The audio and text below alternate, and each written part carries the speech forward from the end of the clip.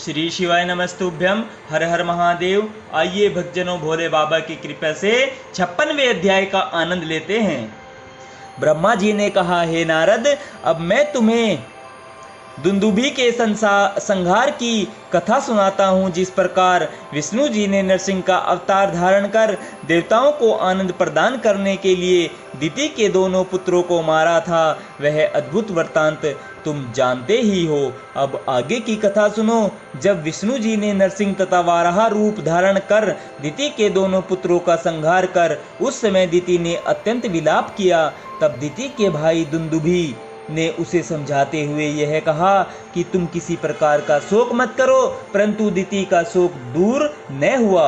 यह देखकर दुंदुभी ने अपने मन में विचार किया कि देवताओं ने विष्णु के हाथ में मेरे बहनोई का अनायास मरवा डाला है, बहनोई को अनायास मरवा डाला है, इसलिए मुझे उन्हें कष्ट पहुंचाना चाहिए। सबसे पहले मुझे यह पता लगाना चाहिए कि वे किस कारण अमर है और किसके बल का भरोसा रखते हैं तथा किस उपाय द्वारा उन्हें दुख पहुंचाया जा सकता है। अस्तु, बहुत सोच विचार करने के उपरांत वह इस निश्चय पर पहुंचा कि ब्राह्मण वेद द्वारा अपनी रक्षा करते हुए और देवता ब्राह्मणों द्वारा पलते हैं। यदि ब्राह्मण नष्ट हो जाए तो वेद भी नष्ट हो जाएंगे, और जब वेद नष्ट हो जाएंगे तब देवता भी दुर्लभ हो जाएंगे।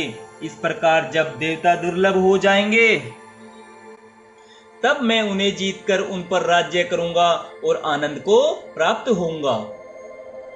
अस्तु, जिस प्रकार ब्राह्मण संसार में सबसे बड़े हैं और वेद के मार्ग पर चलते हैं, उसी प्रकार काशी ब्राह्मणों का सबसे बड़ा घर है। इसलिए मुझे सर्वप्रथम काशी में पहुंचकर ब्राह्मणों को मारना चाहिए, तदुपरांत अन्य स्थानों पर जाकर ब्राह्मणों को नष्ट करना चाहिए। हे नारद, यह विचार कर दुंदुभी काशी में जा पहुंचा। वहां उसने सहस्त्रों ब्राह्मणों का वध कर डाला। जब ब्राह्मण उसके भय से भयभीत हो अपने प्राणों की रक्षा करने के हेतु वन में भागने लगे, तब वह वन में भी जाकर उन सबको मारने लगा। वह अनेक प्रकार की माया करना जानता था, इसलिए कभी वन में जाकर पशु बन जाता, कभी जल में पहुंचकर मगर बन जाता और कभी पृथ्वी पर रहकर राक्षस रूप द्वारा ब्राह्मणों को खा लेता था। एक दिन की बात है कि रात्रि के समय वह शिव भक्त शिवजी के मंदिर में बैठकर एक शिव भक्त शिवजी के मंदिर में बैठकर पूजा कर रहा था। उस समय दुंदुभी ने उसे देखकर यह विचार किया कि मैं सिंह का स्वरूप धारण कर इसे मार डालूं, परंतु जब उसने यह देखा कि सिंह का रूप धारण करके मैं उसे नहीं खा सकता हूं, तब वह पृथ्वी के समान विशाल स्वरूप धारण कर उसे स्पर्श करने में भी असमर्थ रहा। उसका यह अनाचार देखकर शिवजी भक्त की रक्षा हेतु उसी क्षण व्याघ्र के रूप में प्रकट हो गए।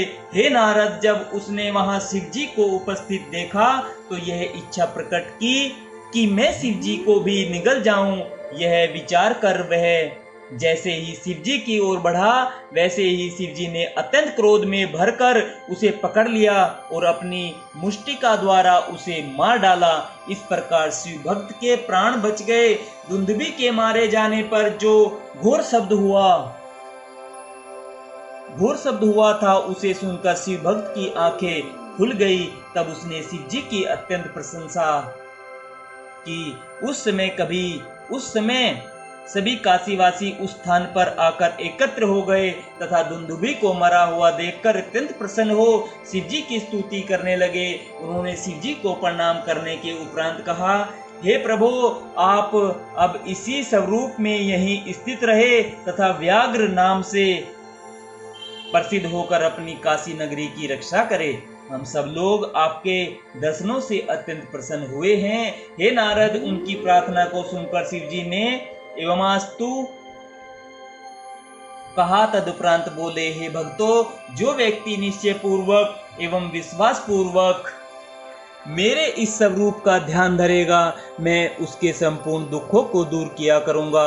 जो व्यक्ति मेरे इस चरित्र का स्मरण करके युद्ध करने के लिए जाएगा, उसे अवश्य ही विजय प्राप्त होगी। शिव जी के मुख से यह वचन सुनकर सब लोगों को अत्यंत प्रसन्नता हुई। उसी समय मैं तथा विष्णु जी भी सब देवताओं सहित वहां जा पहुंचे और शिव जी की स्तुति करते हुए कहने लगे, हे प्रभु, दुंदुभि को मारकर आपने तीनों लोकों की तथा हमारी रक्षा की है। हम सब आपके सेवक हैं और आप हमारे स्वामी हैं। यह सुनकर शिव जी ने प्रसन्न हो हम लोगों को अभय दान दिया।